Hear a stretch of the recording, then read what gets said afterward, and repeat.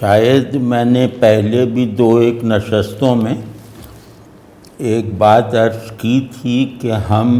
جس طرح کے خطرات میں گھر چکے ہیں ان خطرات کی نوعیت پیچھے پیش آنے والی آزمائشوں سے اور چیلنجز سے بالکل مختلف ہے۔ تو اس انتہائی نئی صورتحال میں اپنے آپ کو دو پہلوؤں سے سروائیول کے لائق بنائے رکھنا یہ اب نئی تدابیر کا تقاضا کرتا ہے۔ نئی تدابیر سے مراد یہ ہے کہ پرانے اصول پر رہنے کے لیے اب ہمیں کچھ نئی تدابیر اختیار کرنی پڑیں گی، اور ایک ایسے عزم کے ساتھ، ایک ایسے ارادے کے ساتھ جیسے ہم معدوم ہو جانے سے بچنے اور موجود ہو جانے کی مشق کر رہے ہیں۔ تو یہ اس سے کم کا مسئلہ نہیں ہے۔ تو اس میں نے عرض کیا تھا کہ یہ چیلنجز جن قوتوں سے پیدا ہوئے ہیں، جن قوتوں کی طرف سے ہمارے سامنے رکھ دیے گئے ہیں بغیر اعلان جنگ اور بغیر اعلان دشمنی کے، تو وہ چیلنجز جو ہیں وہ پہلے ان کی درست نوعیت سمجھ لینی چاہیے، اور یہ نہ ہو کہ میں آگ کو کیچڑ سمجھوں اور کیچڑ سے بچنے والا جوتا لے آؤں اور وہ پہن کے آگ میں چلنے لگوں، تو یہ غلطی نہ ہو۔ تو پہلے اس مسئلے کو سمجھنا چاہیے، اور پھر اس سمجھ کے نتیجے میں اپنے پیشن آف بینگ کو اپنا مورچہ بنانا چاہیے، اپنی حفاظت گاہ بنانا چاہیے۔ پیشن آف بینگ سے مراد یہ ہے کہ میں انسان اور مسلمان، میں انسان کی حیثیت سے مسلمان رہتے ہوئے یہاں سے گزرنا چاہتا ہوں۔ تو وہ مسئلہ اس کا ذرا سا پس منظر میں عرض کر دوں۔ میں کوشش کروں گا کہ بہت ٹیکنیکل بات نہ ہو جائے، بہت ایکڈیمک بات نہ ہو جائے، گو کہ ان کی بھی ضرورت ہے، اور اس صلاحیت کے کمزور ہو جانے سے بھی ہماری جو موجودہ صورتحال ہے وہ بگڑی ہے۔ لیکن خیر، آدمی جو ہے وہ رہ کر اپنا آدمی ہونا وہ ریفریش کرتا رہتا ہے، اس میں ترمیم کرتا رہتا ہے، اس میں اضافے کرتا رہتا ہے، حتیٰ کہ بعض مواقع پر اسے ری ڈیفائن بھی کرتا رہتا ہے۔ یہ تاریخ جو ہے، تاریخ انسانوں سے جو سب سے بڑا عمل کرواتی ہے تاریخ، وہ یہی ہے کہ اپنے آپ کو تازہ رکھو، جو حصہ مرجھا جائے اس کو کاٹ دو، نئے پانی کی ضرورت ہو تو وہ نیا چشمہ ڈھونڈو، وغیرہ وغیرہ۔ تو ہم جس دور تغیر سے گزر رہے ہیں وہ ہے ری ڈیفینیشن کا دور۔ مطلب ہر چیز ری ڈیفائن ہوگی، کسی علمی پرسپیکٹو کو اختیار کیے بغیر، کسی نظریاتی بندش کو قبول کیے بغیر۔ تو یہ بات سمجھنے کی ہے کہ اب ہر چیز کو اپنا تشخص بدلنا ہے، انسان سمیت اپنا مقصد بدلنا ہے، سب کو انسان سمیت اپنے معنی تبدیل کرنے ہیں، سب کو انسان سمیت۔ تو یہ اتنا خوفناک منظر ہے کہ اسے دیکھنے کے لیے جو ہمارے اندر ڈرنے کی جو صلاحیت ہے وہ بھی کم ہے اس کی ہیبت ناکی کے آگے اگر ہم دیکھیں تو۔ خیر 20ویں صدی جو تھی، جو پچھلی صدی گزری ہے، اس میں دوسری جنگ عظیم کے بعد خاص طور پر انسان سے مایوسی، یعنی گیون انسان سے مایوسی اور مطلوب انسان کو بنانے کی خواہش نے اظہار پایا، فلسفے میں بھی، ادب میں بھی، فائن آرٹس میں بھی۔ تو مطلب وہ مطلب اس طرح کا تھا کہ یہ انسانوں کی اجتماعیت پر انحصار کرنے کے نتیجے میں یہ تباہیاں پھیلتی ہیں کہ انسان قوم بن کر، ملک بن کر ایک دوسرے سے ٹکراتا ہے۔ تو اس میں کیونکہ ٹکراؤ رکھنے والوں کا جتھا بہت بڑا ہوتا ہے تو اس کے اثرات اور اس کے نتائج بھی بہت بڑے ہوتے ہیں، اور کیونکہ اس میں دونوں فریق جو جدل میں ہیں وہ دونوں باشعور ہیں، لہٰذا ان کی جنگوں میں استعمال ہونے والا اسلحہ یا ان کی جنگوں کے لیے علمی اور اخلاقی جواز فراہم کرنے والا ڈسکورس اتنا بڑھ جاتا ہے، میدان جنگ تک محدود نہیں رہتا، بلکہ بالکل غیر متعلق لوگوں کو بھی اپنی لپیٹ میں لیتا ہے اور اپنے نتائج کو کل انسانیت پر تھوپ دیتا ہے۔ تو یہ بہت بڑا بحران تھا۔ تو وہ لوگ نکلے کہ اب انسان کی انفرادیت کو بحال کرنا ہے، کیونکہ اگر انسان اپنی انفرادیت کو ذرا مطلب مورلی اور کریٹیولی جو ہے وہ ایکسپیرینس یا ایکسپلور کرنے میں لگ جائے تو پھر وہ باہر کی دنیا کے لیے خطرناک نہیں رہ جائے گا۔ اس کے اندر اگر کوئی ایگریشن ہے تو وہ اپنی ہی اصلاح میں صرف ہو جائے گا، وہ باہر ٹرانسلیٹ نہیں ہوگا، اور یہ اپنی فوج نہیں بنائے گا، یہ اپنی طاقت بڑھانے کے لیے اپنی انفرادیت کی قربانی نہیں دے گا۔ تو اس سے ایک جیسے فلسفہ سا ایک تھیوری پیدا ہوئی، وہ انڈیویجولزم کہلاتی ہے، کہ انسان مطلب بحث یہ چھڑی ہوئی تھی کہ انسان پہلے انفرادی وجود ہے یا سماجی وجود ہے۔ مطلب یہ ہے تو دونوں، اس میں شبہ نہیں ہے، اس کا ایک سماجی کردار بھی ہے، وہ بھی واضح ہے، اور اس کا فرد ہونا اس کی بائیولوجی سے لے کر اس کے پتے، اس کے جسم، اس کے نام تک سے ثابت ہے۔ مطلب یہ دونوں واہمے نہیں ہیں۔ تو لیکن اس میں ترجیح کس سے حاصل ہے؟ اس میں بنیادی حیثیت کون سی ہے، انفرادیت یا اجتماعیت؟ تو انہوں نے مطلب کچھ ادیبوں، نہیں بہت سارے ادیبوں اور بہت سارے فلسفوں میں انفرادیت کو اجتماعیت پر ترجیح دی گئی،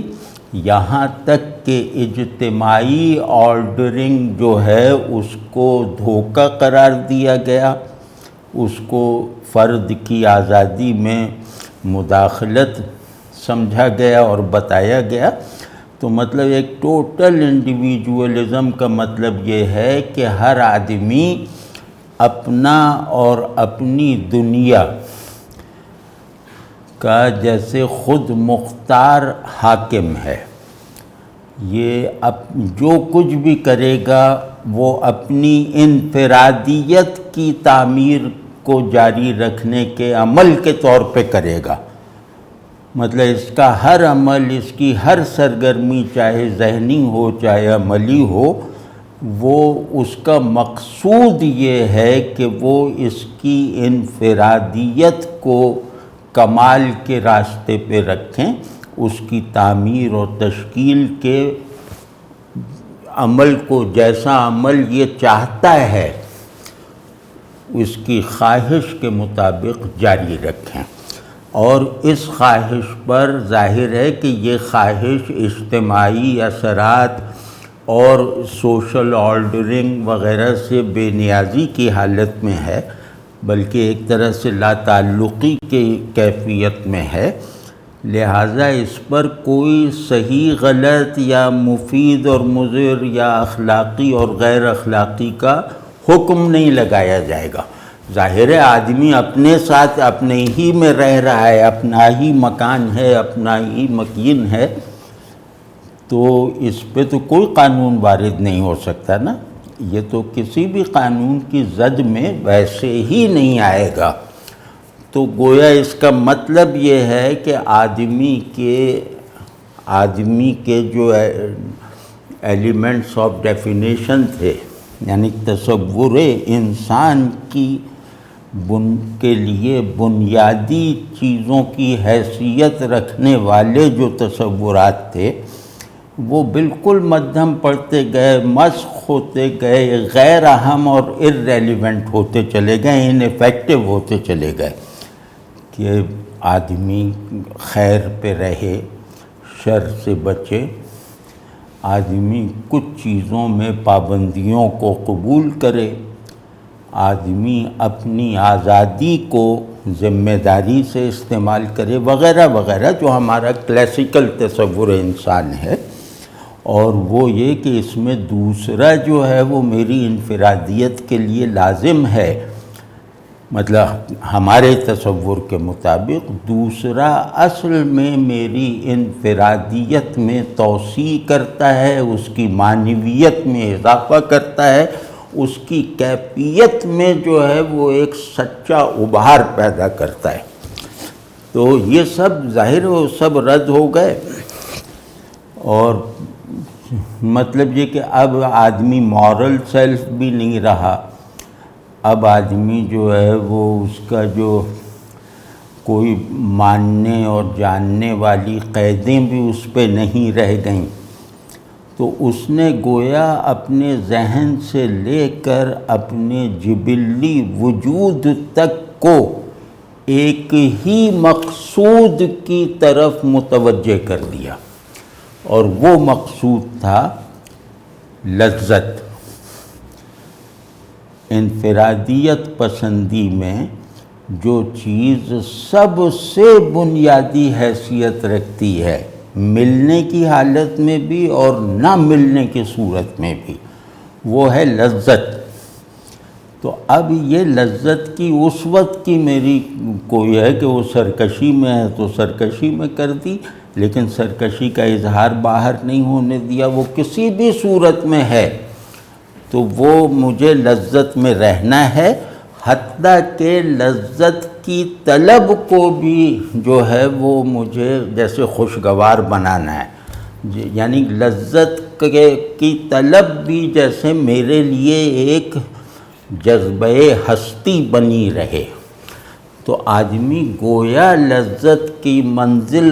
کی طرف چلنے والے راستوں تک محدود رہنے پر آمادہ ہو گیا، یعنی آمادہ ہونے سے مراد یہ کہ ایسا بن گیا، اور اس کے نتیجے میں جو بحرانات نفسیاتی اور تہذیبی پیدا ہوئے، آدمی کے اندر جو ایک ڈسٹرکشن کا عمل شروع ہوا، تو یہ صدی یا یوں کہہ لیں کہ دوسری جنگ عظیم کے بعد کا زمانہ یورپ وغیرہ میں نفسیاتی امراض کی فہرست میں لامحدود اضافے کا زمانہ ہے۔ مطلب اتنے نفسیاتی امراض دریافت نہیں ہوئے تھے پہلے جو وبا کی طرح پھیلے۔ اس کا سبب یہ ہے کہ انہوں نے اپنی انڈیویجویلٹی کو ایک بت کی طرح بنا لیا تھا، اور پھر یہ کہ اس انڈیویجویلٹی کو کسی بھی مشترک تصور انسان سے منسوب نہیں رکھا۔ چلو تم اپنی تنہائی میں رہو، اپنی خلوت میں رہو،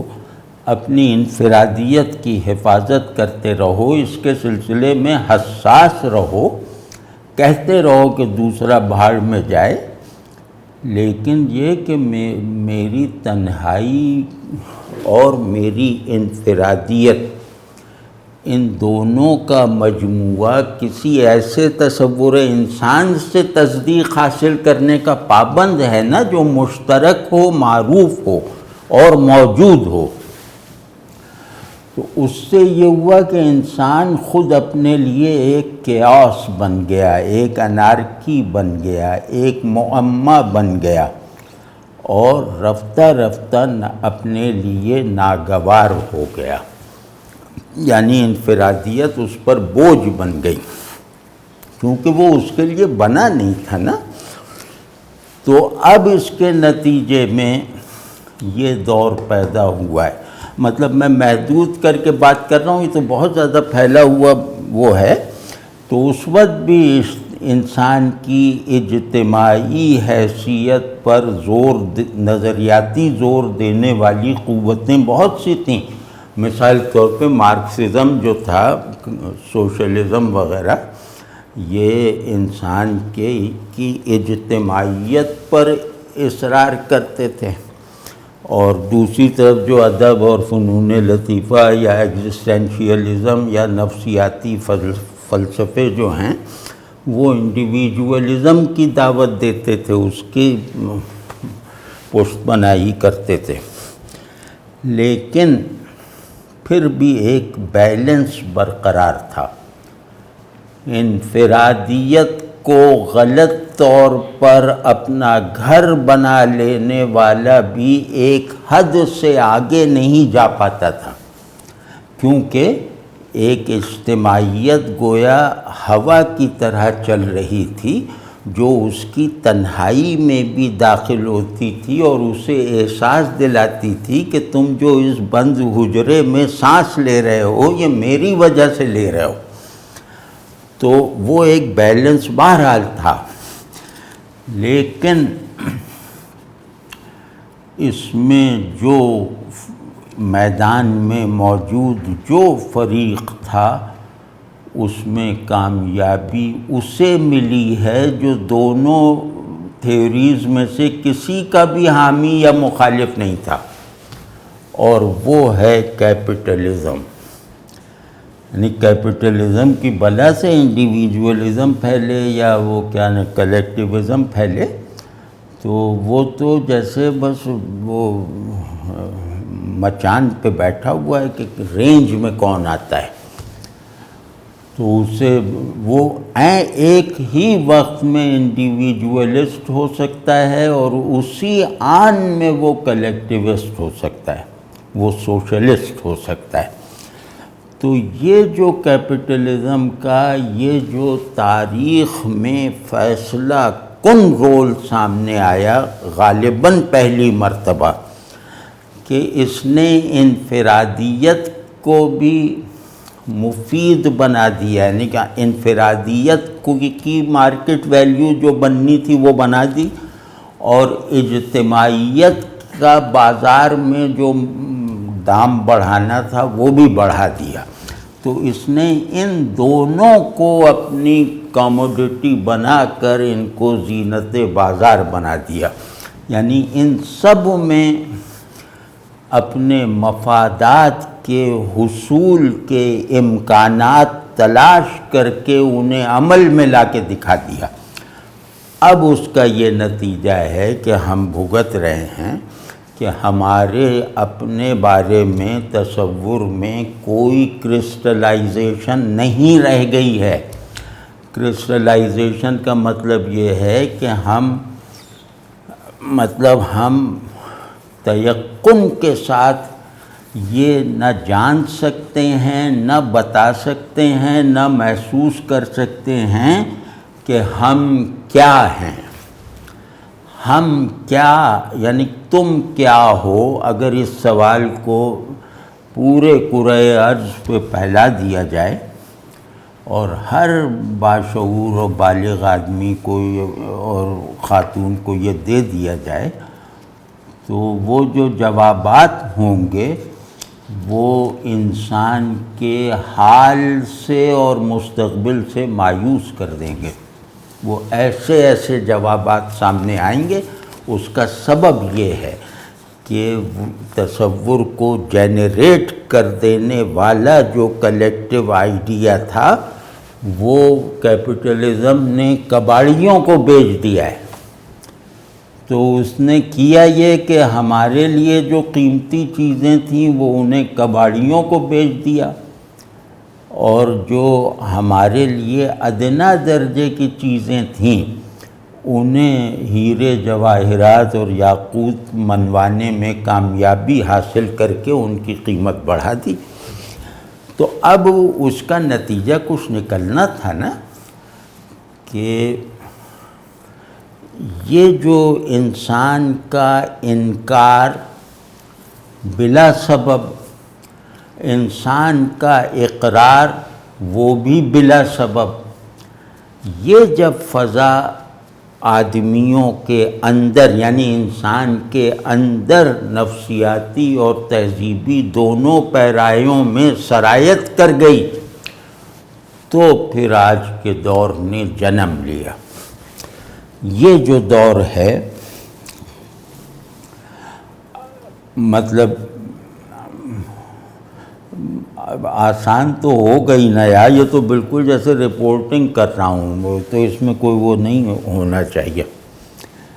تو آج جو ہے 20ویں صدی تک بہرحال یہ سوال زندہ تھا،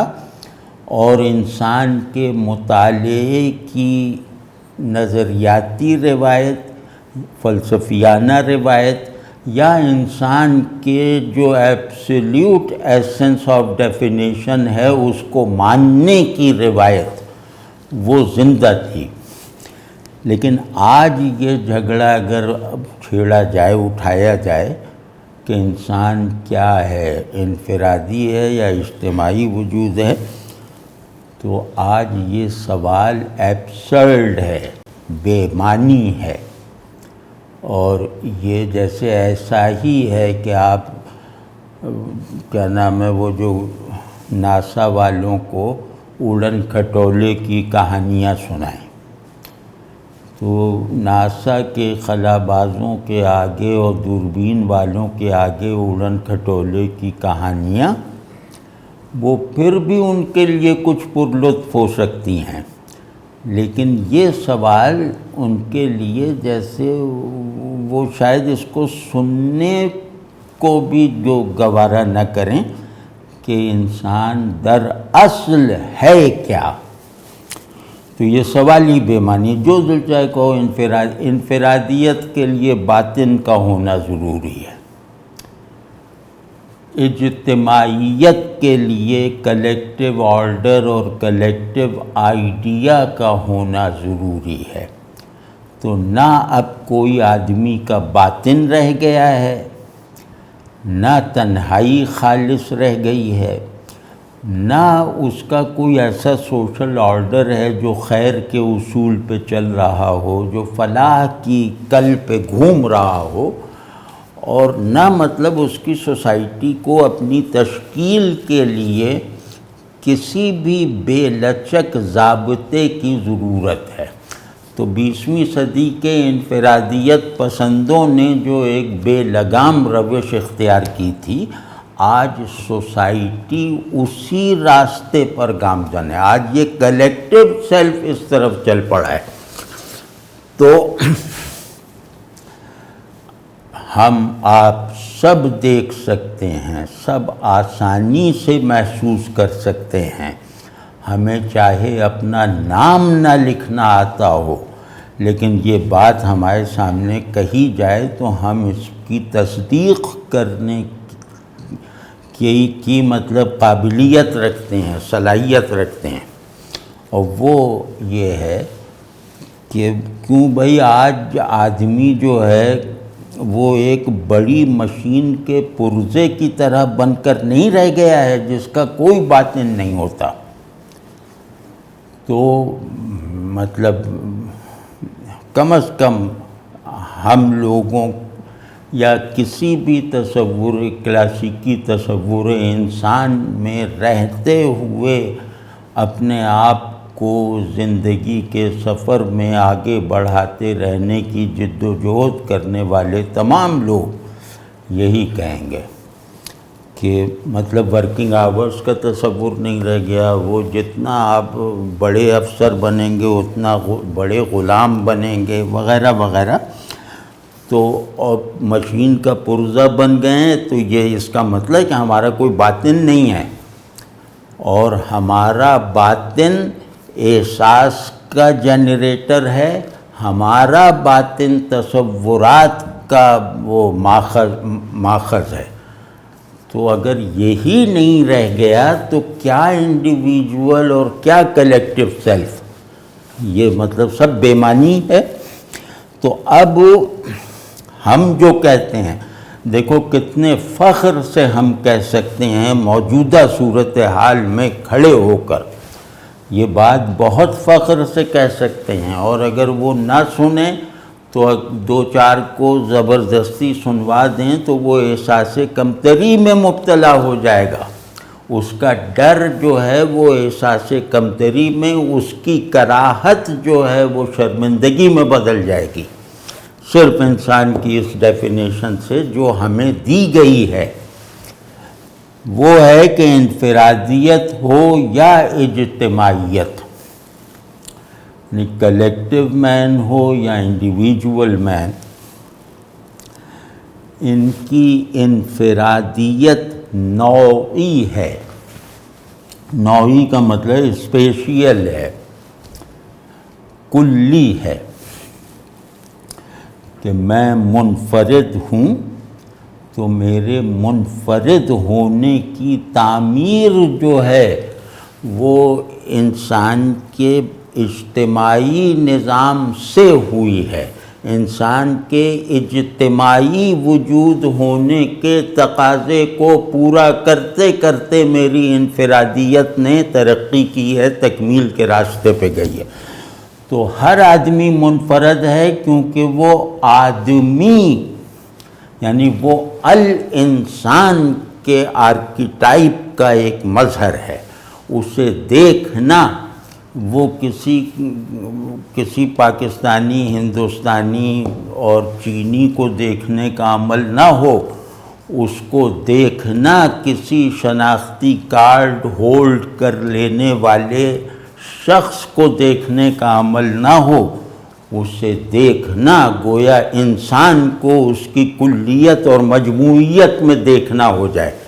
یہ ہے فرد کامل جس کی انفرادیت مکمل ہو گئی ہے۔ تو اب وہ اپنی انفرادیت میں نوعی ہے، اجتماعی ہے، اور اپنے سوشل سیلف میں، اپنی سوشل بینگنیس میں وہ انفرادی ہے۔ اب آپ بتاؤ، یہ اتنا بڑا ایک ایسا پیراڈاکس ہے جس سے ہمارے اندر احساسات کی پیدائش کا عمل شروع ہو سکتا ہے، جس کی وجہ سے ہمارا اپنے اور اپنی دنیا کے بارے میں تخیل جو ہے وہ گویا ماورائی حدوں کو ایکسپیرینس کر سکتا ہے، اور جس کے میں عقل جو ہے وہ سوائے تسلیم کے کوئی موقف اختیار نہیں کر سکتی کہ فرد اجتماعیت سے بنتا ہے اور اجتماعیت فرد ہونے سے مطلب وہ تشکیل پاتی ہے۔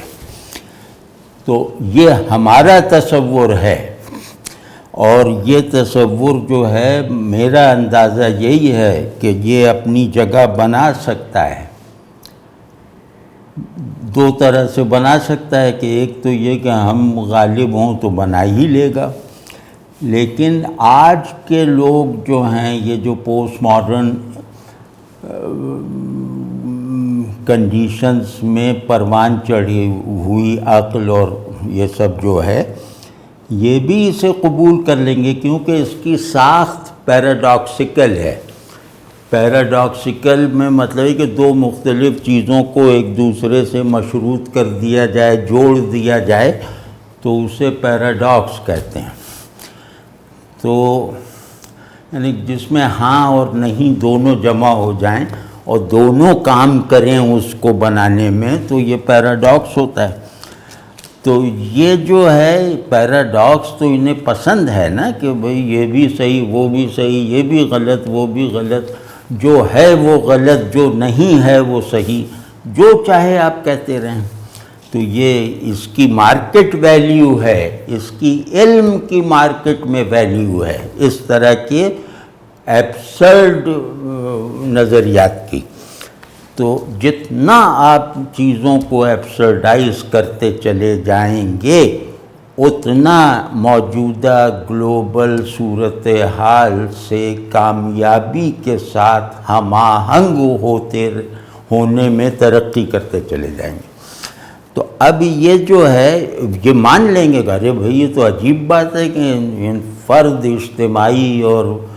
معاشرہ انفرادی اور یہ سب تو بڑی عجیب باتیں ہیں۔ تو وہ کہیں گے کہ بھئی یہ لفظ ہمیں دے دو، اس میں جو معنی تم نے بھرے ہوئے ہیں نا اس کو نچوڑ کے نکال کے نالی میں بہا دو۔ تو ان لفظوں کو ان کے معنی سے خالی کر کے ہمیں دے دو، تو ہم ان کو اس خلا کے ساتھ ہی مقبول بنا دیں گے۔ ہم بے معنویت سے بھرے ہوئے لفظوں کو بامعنی کلمات پر جو ہے وہ حاوی اور غالب اور حاکم بنا کر دکھائیں گے۔ بس تم یہ لفظ کے حقوق ملکیت ہمارے نام کر دو بلا معنی۔ تو اب ہم مطلب یہ کہ اس ساری صورتحال میں ہم تھیوری کی سطح پر اپنی حفاظت کا ایک بڑا سامان رکھتے ہیں، پریکٹس کرنے والی جو چیزیں ہیں ان میں بھی وہ تاثیر ہے کہ وہ ہمیں اس ایبسرڈیٹی، اس نیہلزم وغیرہ کی لپیٹ میں نہ آنے دے جو ہمیں آدمی بنا رہنے دے۔ لیکن افسوس یہ کہ ہمارا اجتماعی ذہن غبی ہے، ہمارے اجتماعی قلب دنیا کا طامع ہے، دنیا طلب ہے، اور ایک چھوٹا پن اور تاریخ کو 24 گھنٹے میں محدود سمجھ لینے والی روش ہماری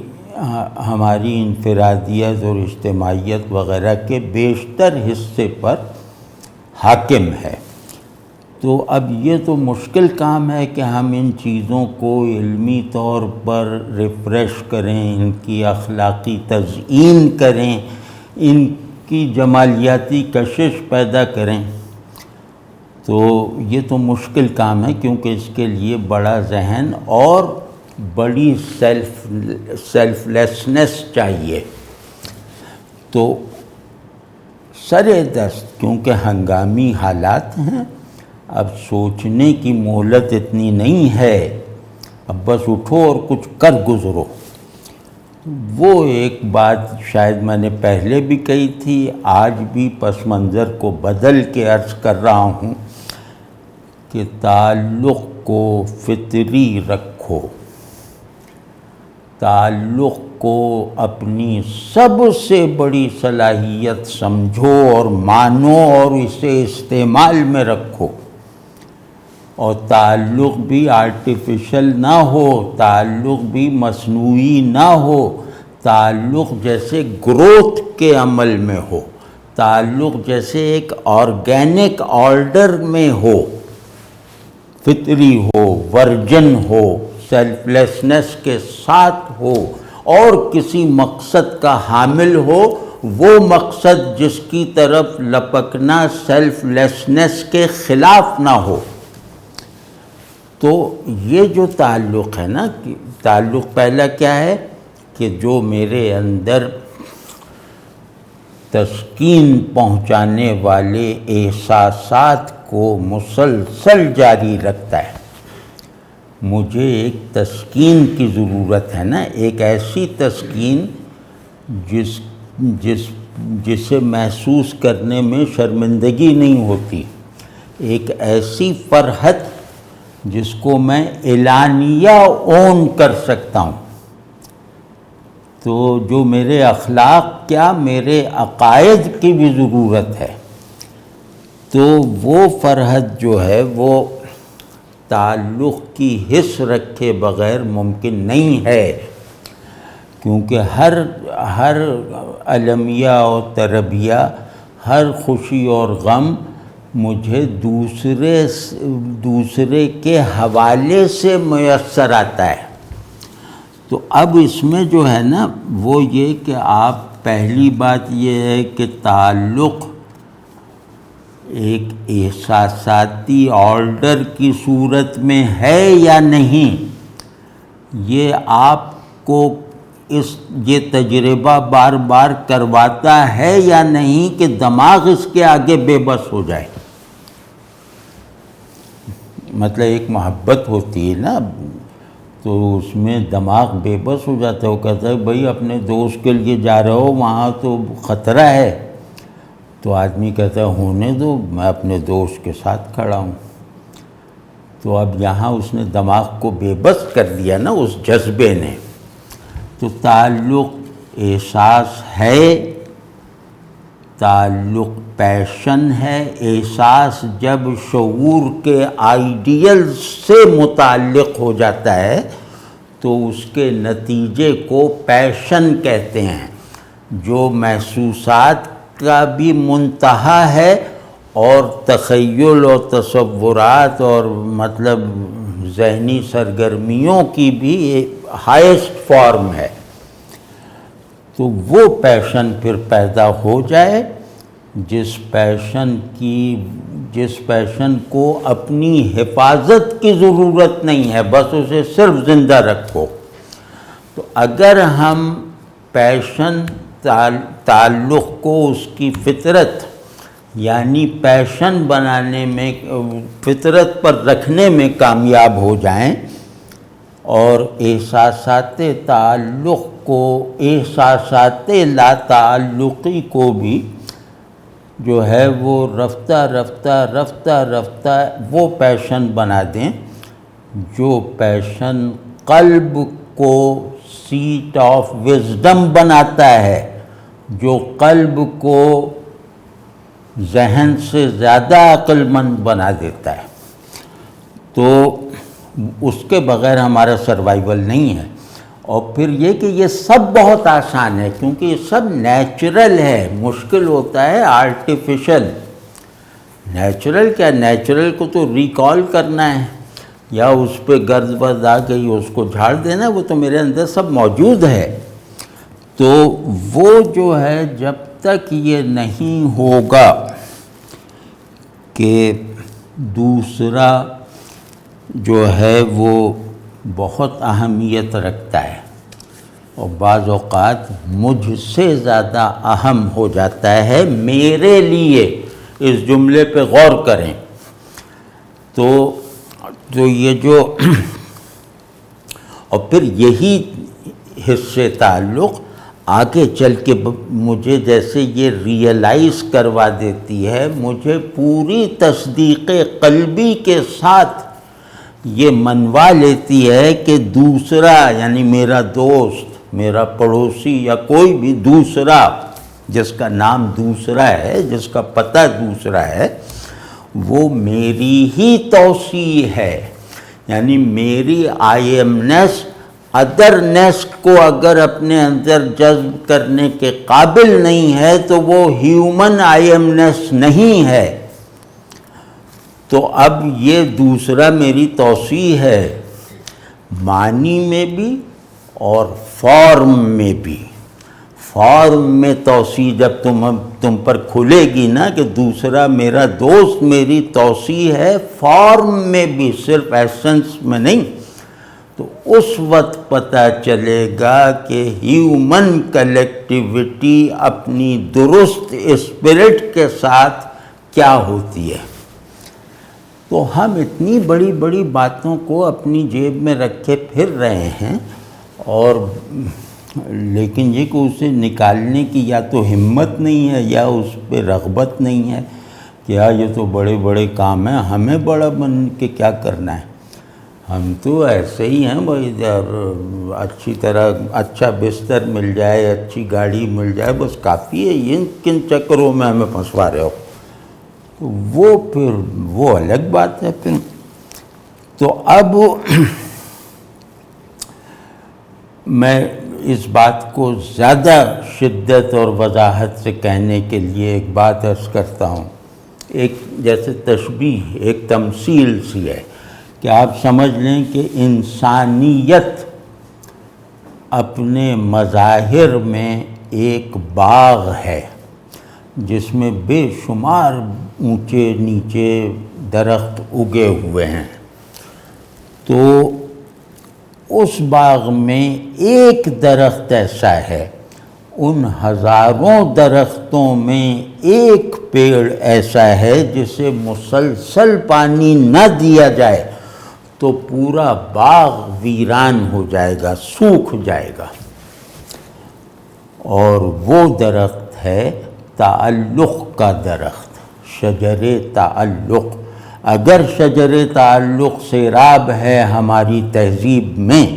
تو ہماری تہذیب اپنے تمام پاکٹس میں زندہ ہے، لیکن اگر یہی مرجھا گیا تو تہذیب بھی خزاں کی لپیٹ میں ہے، دین بھی خزاں کی لپیٹ میں ہے، کیونکہ دین بھی سب سے زیادہ دین جس کوالیفیکیشن کو اور صلاحیت کو طلب کرتا ہے وہ صلاحیت تعلق ہی ہے۔ دین میرے خیال اور افکار میں صحت اور ایک لاجسزم کو نہیں مانگ رہا مجھ سے، دین مجھ سے ایک کھرا ورجن پرفیکٹ زندہ اور بھرا ہوا پیشن چاہتا ہے، اور وہ پیشن تعلق ہے۔ تو اب اس میں بھائی یہ کریں، اور ہم لوگوں نے اس میں بڑی غلطیاں کی ہیں، میں نے بھی کی ہیں اور جس نے بھی کی ہوں، تو وہ بھائی اس بات سے سبق لے، اگر اپنے بچوں کو بچانا ہے، اپنی اگلی نسلوں کو محفوظ رکھنا ہے، محفوظ رکھنے سے مراد یہ کہ ان کی آدمی، ان کے انسان ہونے کو اور مسلمان ہونے کو کم سے کم درجے پر بھی اگر محفوظ رکھنا ہے تو یہ کام کرنا ہوگا کہ یہ جو لا تعلقی کا وائرس پھیلا ہوا ہے اس کا جلدی سے اینٹیڈوٹ بناؤ، ورنہ یہ اجتماعی، تہذیبی، روحانی، اخلاقی اور دینی موت کا سبب ہے۔ تو بس یہ کہ تعلق کو فطری رکھو، خالص رکھو، ورجن رکھو، اور جیسے ایسے رکھو جیسے جبلت کی طرح ہوتا ہے۔ جبلت میں چیزیں چاہے گھٹیا ہوں یا کچھ بھی ہوں، وہ چیزیں زندہ رہتی ہیں اور بہت شدت سے پریزنٹ رہتی ہیں اور افیکٹو ہوتی ہیں، طاقت ہوتی ہے۔ تو بس تعلق کو جبلت بناؤ، اور یہ ہر آدمی کر سکتا ہے، بخدا ہر آدمی کر سکتا ہے، حتیٰ کہ اس کے پاس بھی اس کا وقت ہے جس کے پاس صرف 2 سانسیں لینے کا وقت ہے، وہ بھی خود کو بدل سکتا ہے اس مسئلے پر۔ تو اس کو کریں کہ بھئی آپ کے بچے ہیں، آپ کے رشتے ہیں، آپ کے دوست ہیں، آپ کے پڑوسی ہیں، آپ کے کولیگس ہیں وغیرہ وغیرہ، یعنی ہمارا جو ادرنیس کا سرکل ہے وہ چھوٹا بڑا ہو سکتا ہے، لیکن اس ادرنیس کے سرکل میں رونق رکھو، شادابی رکھو، چمک دمک رکھو، زندگی رکھو۔ تو اس کے بغیر ہم نہیں سروائیو کر سکتے۔ اب آج سے ہم لوگ سب طے کر لیں کہ بھئی اب پڑوسی کو خوش رکھنا ہے، تو بس یہ سرکل بن جائے گا۔ ادرنیس کا سرکل جو ہے وہ پڑوس سے شروع ہوتا ہے، اور گلوبل بننے والی حرکت اس کے اندر جیسے خود بخود پیدا ہو جاتی ہے۔ تو اتنی بڑی ضمانت کے ساتھ، اتنی بڑی سہولت کے ساتھ، اگر ہم پھر بھی اپنے دفاع، اپنی بچاؤ یا اپنے موت کو ٹالنے میں دلچسپی نہیں لیں گے، تو پھر تو یہ کہا جائے گا کہ وہ جو لوگ اس صورتحال کے ذمہ دار ہیں وہ کم مجرم ہیں، ہم بڑے مجرم ہیں۔ تو کیونکہ ہم سبب بنے ہیں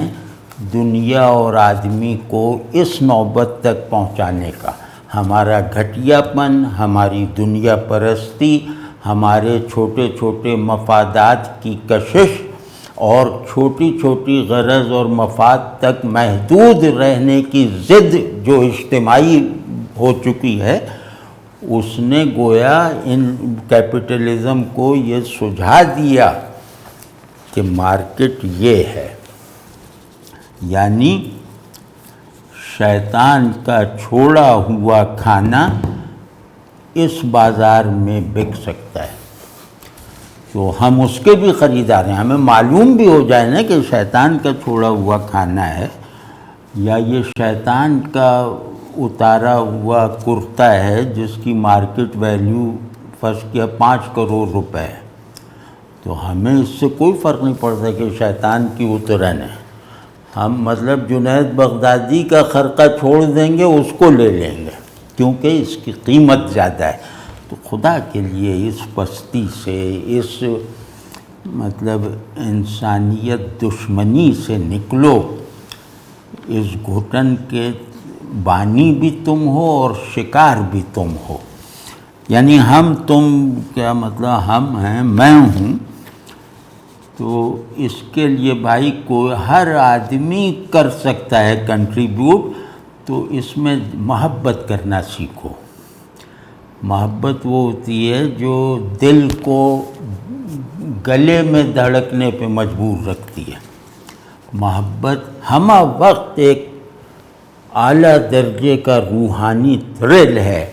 محبت جو ہے وہ جبلتوں کو اسپریچولائز کرنے والی قوت ہے، اور محبت جو ہے وہ اپنے آپ کو قربان کرتے رہنے والے پر مجبور بلکہ مائل اور راغب کر دینے والی نعمت ہے۔ تو جس کو چھوڑنا پکڑنے سے زیادہ محبوب نہیں ہے، جو دے کر زیادہ خوش ہوتا ہو لینے کے بجائے، تو وہ انسان کی پرائمری ڈیفینیشن کوالیفائی کرتا ہے۔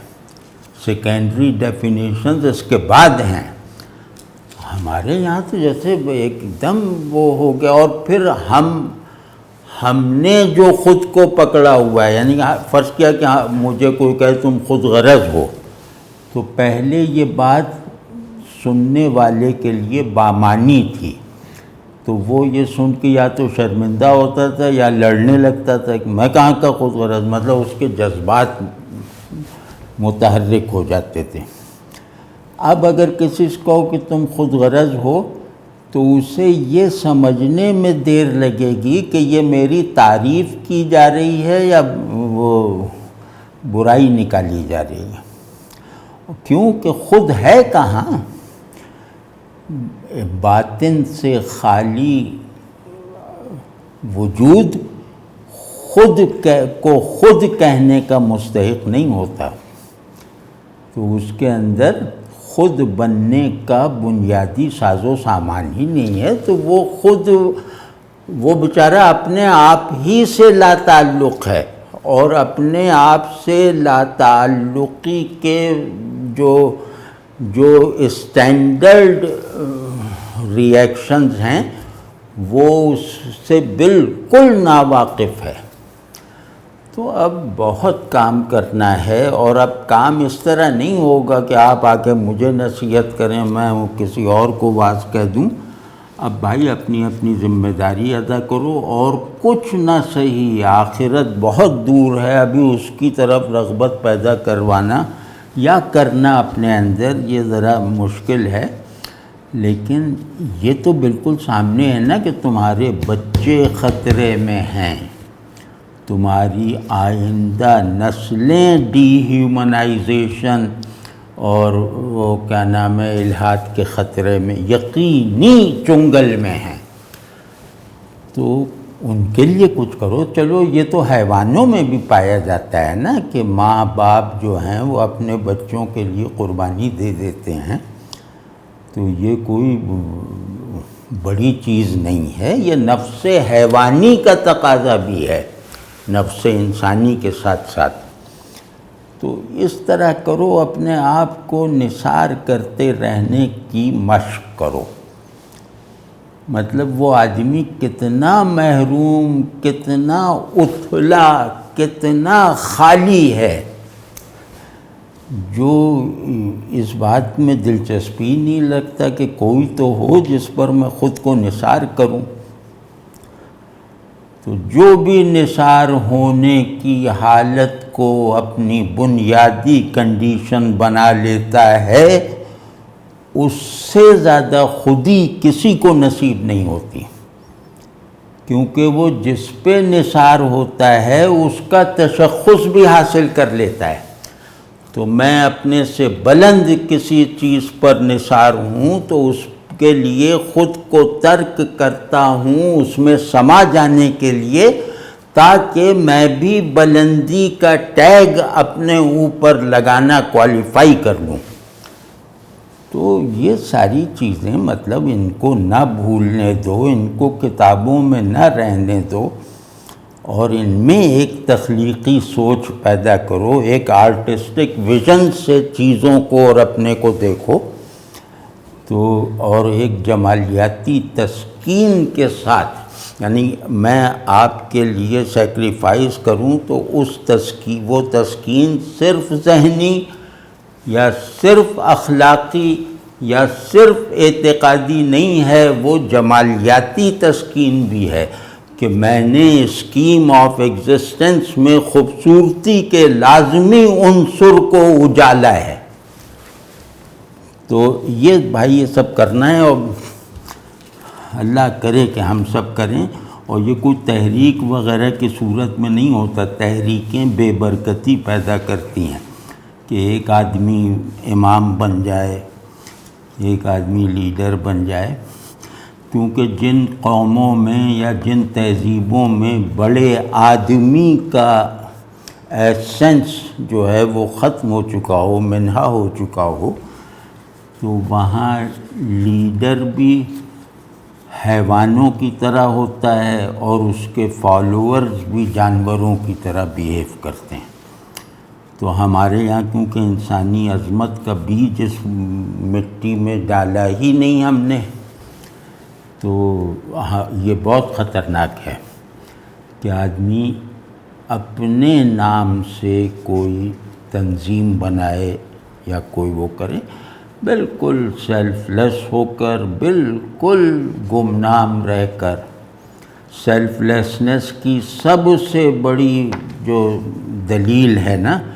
وہ ہے گمنامی پسند ہونا۔ جو گمنامی کو پسند کرتا ہے اور انقلابی جد و جہد میں رہتا ہے، اس سے زیادہ سیلف لیس کون ہوگا؟ تو یہ سیلف لیسنس کا بھی ایک موقع ہے، بس کسی کو کوئی کر دو، کسی سے تعلق بڑھا لو، کسی سے دوستی کر لو، کسی کی مدد کرتے ہوئے اس کا ہاتھ چوم لو، تو یہ سب ہوتا جائے گا۔ یہ تو بہت، کیونکہ فطرت ہے ہماری نا، تو اس کو تو ہم نے جیسے خود ہی اجاڑ رکھا ہے۔